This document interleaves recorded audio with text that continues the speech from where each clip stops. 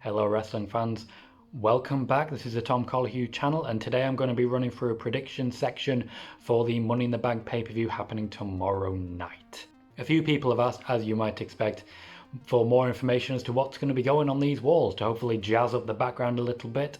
I've had some suggestions over on Facebook where I've been doing the live shows on Sportskeeda, but today I did want to show one of the options that I've got, which is this here 500 piece jigsaw of The Rock. So I might put that together, put a load of glue on it, stick it on the wall behind me. Let me know if you think that's a good idea. I want to start with a match that's just been announced, and that is the one kickoff show match so far. That will be Jeff Hardy versus Cesaro. You might expect this was going to be Jeff Hardy versus Sheamus, but it looks like they're going to drag that out for a few more weeks yet. My prediction, unfortunately for Cesaro, is that Jeff Hardy will pick up the win here, building momentum going into the next feud, but I do expect we'll see Sheamus pretty much immediately after Bro kicking the hell out of Jeff Hardy and getting a bit of revenge for what happened Friday night on Smackdown. You'll notice a lot of my predictions involve people attacking people after the bell or during the match or so on and so forth. I kind of think it's going to be one of those pay-per-views. For the first match on the main card, I expect it will be the Smackdown Tag Team Championships. I think they've used the New Day in this way before, and Big E's very good at working that crowd up, hyping them up, and getting them roaring, which is definitely accurate today. The match will feature the champions The New Day versus Miz and Morrison, who they won them from, the Forgotten Sons, who have recently debuted on SmackDown, and the Lucha House Party, who've had a little bit of a push in the past few weeks. It's great to see, one, the amount of talent present in this SmackDown tag division. This is not, of course, counting the Usos or Heavy Machinery, both of whom do still have a lot to offer when they are back involved in the tag scene. But also, we've really got to feel that anyone can beat anyone. It doesn't really detract from New Day, who are obviously quite a powerful presence of their own. Miz and Morrison are happy to be putting people over. So the fact that they've lost matches to Lucha House Party and New Day have lost matches to Forgotten Sons really creates a nice bit of chaos for this match.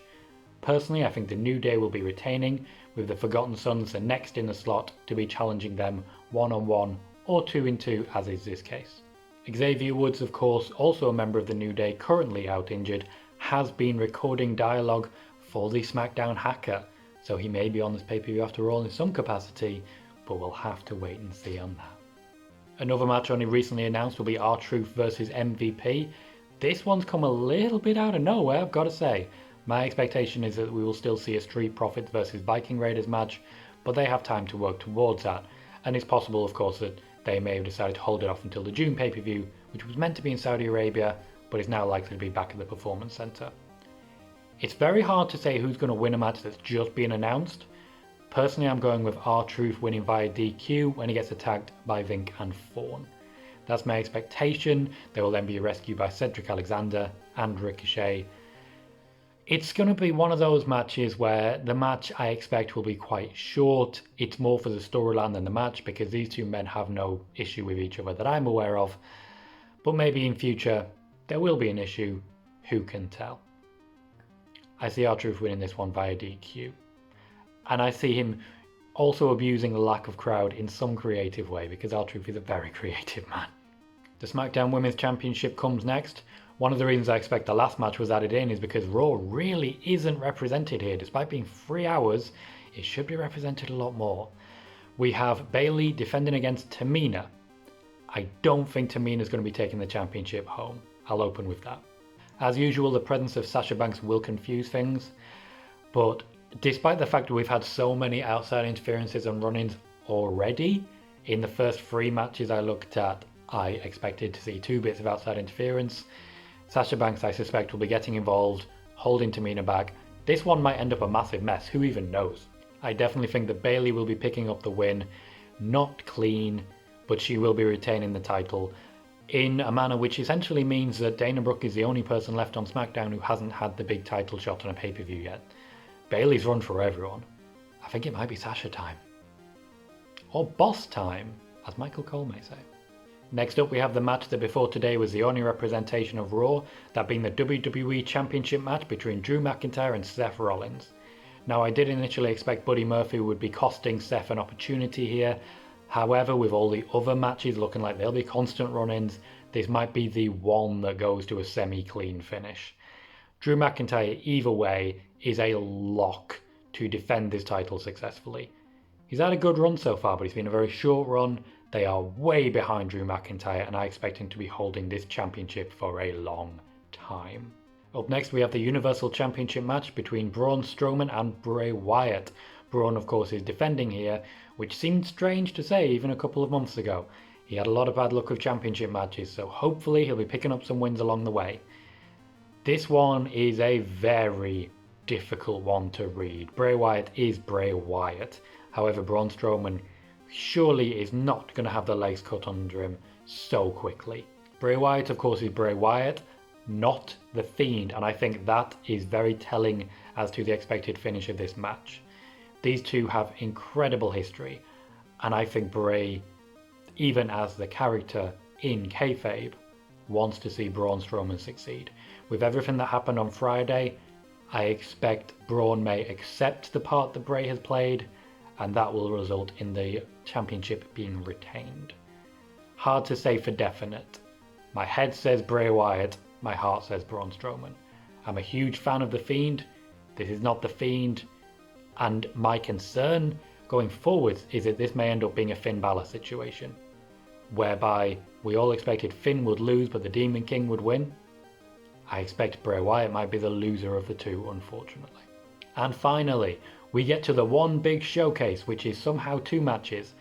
I will have to read my notes on this one. So we have Nia Jax, Asuka, Shayna Baszler, Lacey Evans, Carmella and Dana Brooke on the women's side, but they will also technically be competing with all the men, which include AJ Styles, Aleister Black, Rey Mysterio, Daniel Bryan, Otis and Baron Corbin, King Corbin as he is known now. There are way too many options for who could win this. Not only that, but there are a lot of things at play here. Nia Jax and Rey Mysterio have history in a Royal Rumble. Baron Corbin and Lacey Evans have been a tag team at Extreme Rules last year. There is a lot of ways this could play out in very interesting dynamics, I've got to say. I think this adds a lot to the match. Also, it's happening on top of the headquarters. Who knows what's going on here? Also, I think Daniel Bryan might be falling off a ladder over that section that's set up with all the trees. Think that might be happening. There'll be padding, it'll be okay. But of course, with the Saudi Arabia plan next, I expect if anyone's going to have time off, it'll be Daniel Bryan. Who's going to win these matches then? That's the key factor we want to look at. I would find it ludicrous if AJ Styles is reintroduced the way he has been on Monday. He was in the match when it was recorded back in the middle of April. I would find it ludicrous if he did not come away with the briefcase. He is a perfect person to have that briefcase and hold it over Drew McIntyre's head. Absolutely perfect. And I think he is ideal to be in that position when Drew McIntyre faces Jinder Mahal and going forward. I don't see someone like Aleister Black taking the briefcase just because he is a face at this point, and I don't think he suits Drew McIntyre, and I think Drew McIntyre is going to have a long run. If it's going to be a Smackdown side, I expect it would be Baron Corbin, but I just don't personally see it. Corbin, of course, is the only heel, and if Braun Strowman's going to continue, that would be ideal. However, personally, AJ Styles, definitely for me. For the women's side, when you talk about holding a briefcase over someone's head, Nia Jax has got to be the one.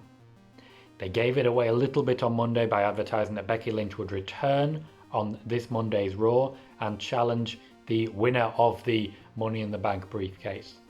Sort of expects it to be someone on Raw. That'll be an interesting play-by-play, but I think Nia Jax is perfect for that role. Shayna Baszler, obviously with an outside shot, but I think Nia Jax would be perfect. I think that's storytelling 101 and storytelling at its best. That'll be a fun one for me. Styles and Nia Jax to take the briefcases for me. One thing we will have to look out for, even though my expectation is that the Money in the Bank matches will be the main event, if they are not the main event, there's gonna be a cash-in. If this match happens before the WWE Championship match, I suspect we are leaving with a different WWE Champion than who is in those matches. And to be honest, Drew McIntyre versus Seth Rollins versus AJ Styles would be one hell of a match. That's everything for my predictions. If anything else does come up, for example Viking Raiders versus Street Profits, I will let you know on Twitter. Please do join me on Twitter at Colohue, that's Colohue. I will be covering the live tweets there and really engaging with the show. I hope to see you guys there and joining me. I've been Tom Colohue. Thank you very much for watching.